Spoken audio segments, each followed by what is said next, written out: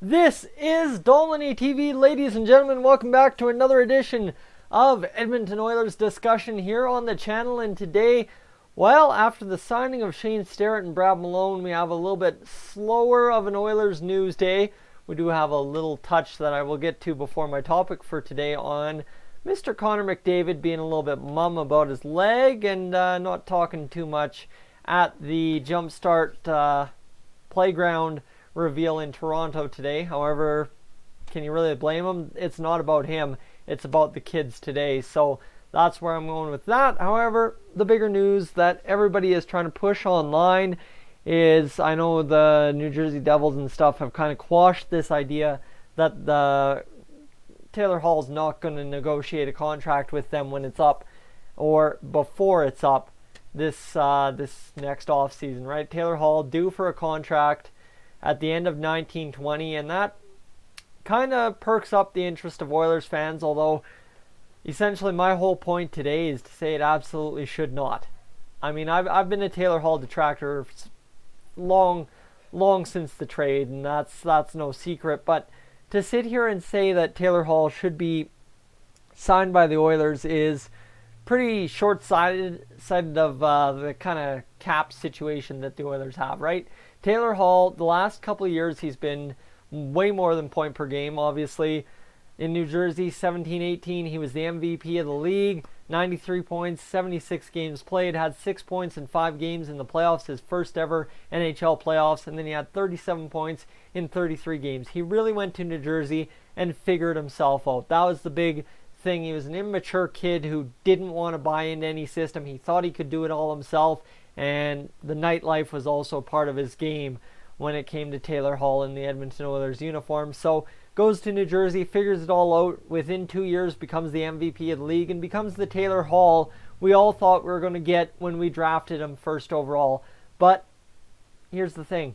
Is he really at all that guy that'll solve the issue considering the cap space he would take? Right now, Taylor Hall's still on that Oilers deal that we signed him to way back in 13-14, $6 million per. So he's got another year of that. We're talking out another year to sit here and think that Taylor Hall would sign with the Oilers for anything less than that, which is essentially what would need to happen for the Oilers to be able to crunch him under the cap, especially considering there's really no current solution to the Lucic or Sekera situation. And essentially, if you're going to sign Taylor Hall to another contract like that, you need the cap to go up and you need to move one of those two, and that's to do that for Taylor Hall would just not make much sense, right? Obviously, you have how the Oilers fans like me have reacted to him over the few years that he's been gone, bashing him, saying absolutely not.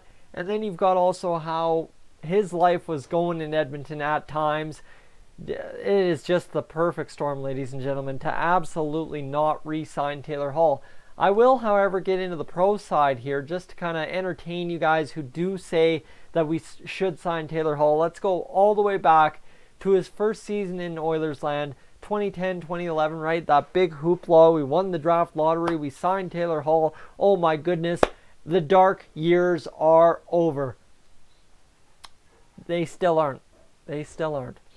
However, 42 points in 65 games on a crap, terrible, miserable Oilers team wasn't exactly special out of Taylor Hall. Of course, the injuries there as well and stuff like that. Well, then you've got 61 games the next year, 53 points. Again, injuries. Remember, there is a freak injury along the way here, but it all is equal to it.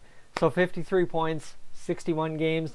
The lockout year, his first above point per game production with the Oilers, 50 points in 45 games.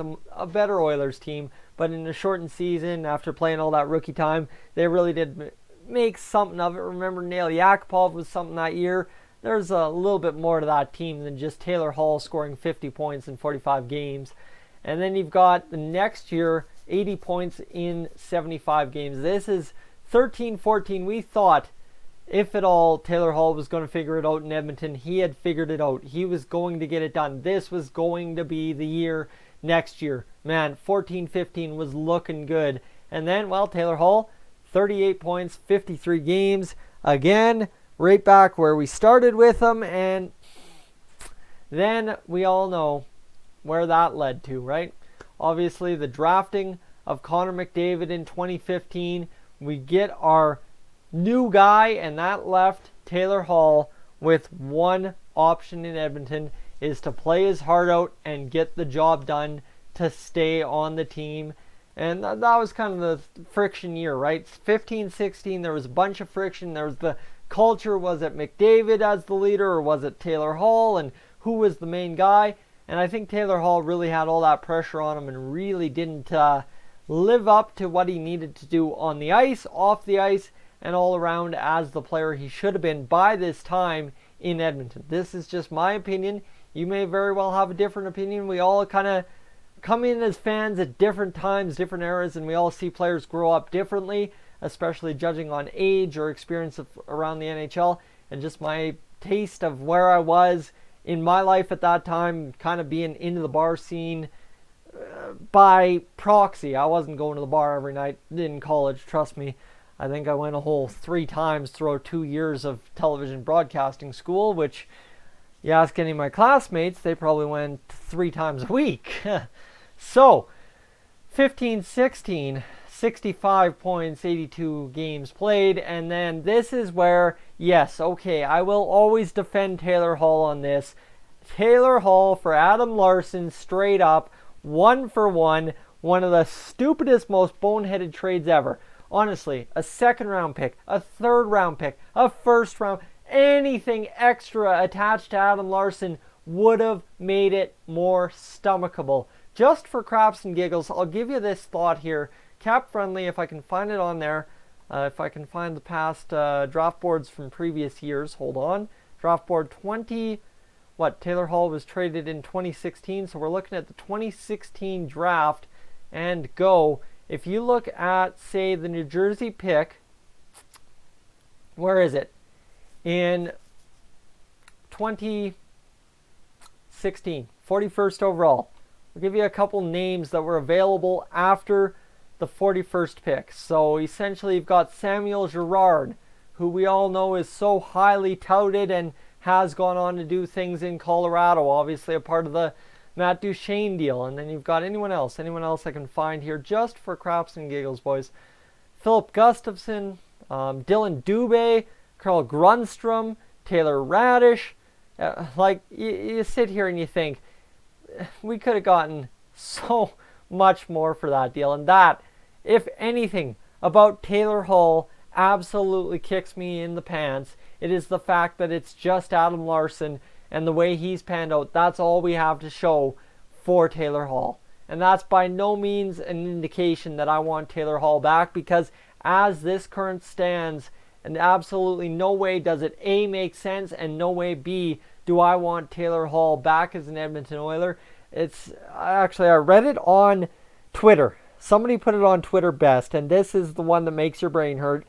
Oilers fans complain about all the old players, all the old management coming back around and always being in the organization, old boys club, and for some reason they want everybody back. I mean, okay, I'm not going to kid you, I was super happy to have Sam Gagner back, but guys, that is my first draft pick that came to fruition in Edmonton Oilers land as an NHL player when I was a young, coming into an Oilers fan kind of deal, die-hard situation. Well, Taylor Hall, I've seen a different perspective of a young kid growing up, and not as much of a die-hard at all. Couldn't care less kind of deal. So, I'm sorry, that's just my perspective, and I don't know how to put it any other way other than turn it over to you guys and let you have a say in the comments section down below. If you're saying anything about the lighting, I gotta fix my light. Been meaning to do that. Gotta find another light bulb. I'm not that smart. Don't do things very quickly. Yeah, anyway, I could mention something or I could get myself in trouble. One of the two. However, have your say in the comments section down below. Let me know what your thoughts are. Let me definitely engage with you. And as you're scrolling on your way down there to talk about Taylor Hall with me in the comments section below, let me know how you like the video. Leave a thumbs up or a thumbs down. I'm not going to hold you against you. Seriously, if you give a thumbs down to the topic, that's engagement straight across. I got to be glad I got some feedback and all's good there. As well, hit that subscribe button if you guys are new or returning and haven't hit it yet. Yay, if you're coming back 2 or 3 times and you haven't hit it, definitely hit it. You're going to come back anyways, I think. And hey, the sooner you get the videos, the sooner you're here and the sooner we can get to discussing things. Guys, I'm Tyson, this is Dolynny TV. That's my thoughts on Taylor Hall today. I will catch you on the next one.